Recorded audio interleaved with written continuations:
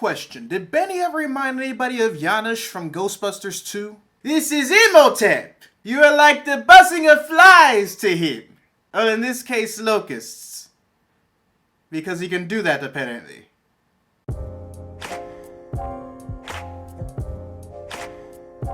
Readers, with the reboot of The Mummy coming out on June 9th, I thought that this would be the perfect opportunity to dedicate this Readus Relives to the version of The Mummy that we pretty much all grew up with.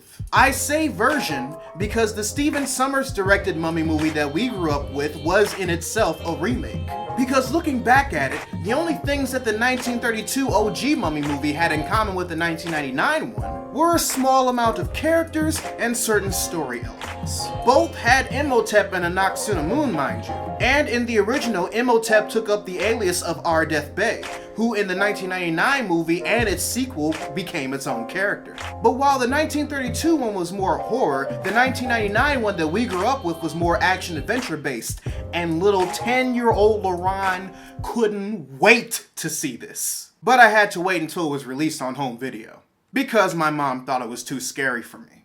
Turned out it became one of my favorite movies going into the 6th grade. Overprotective mothers!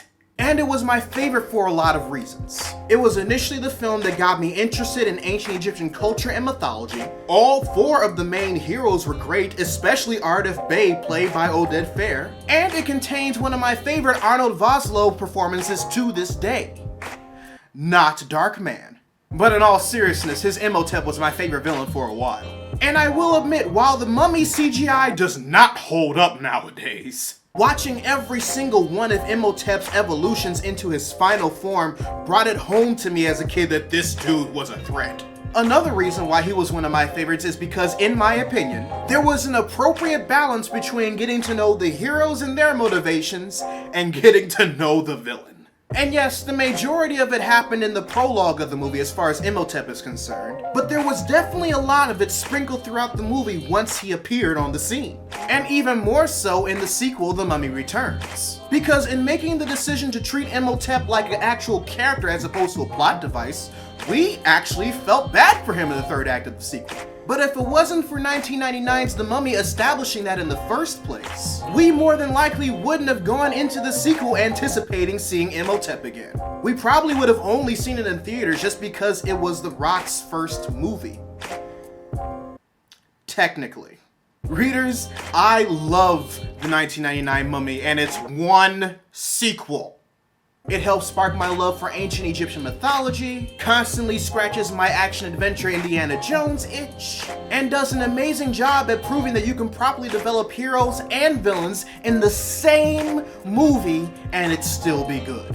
A feat that I hope that one day Marvel Studios realizes is indeed possible. I can only hope that the Dark Universe reboot of The Mummy takes notes of the successes of its predecessors and deliver us something just as good. Either way, I'll be reviewing it on Friday. So yay! So with that, readers, your homework assignment for the day. Write in the comment section below what you initially thought of the 1999 Mummy movie when you saw it, or one of your most fondest memories surrounding it, whichever you feel like sharing with the rest of the class. Also be sure to subscribe to the channel and turn on notifications, because I post new videos every Monday, Wednesday, and every other Friday. But until then, this is Readus 101. Class dismissed.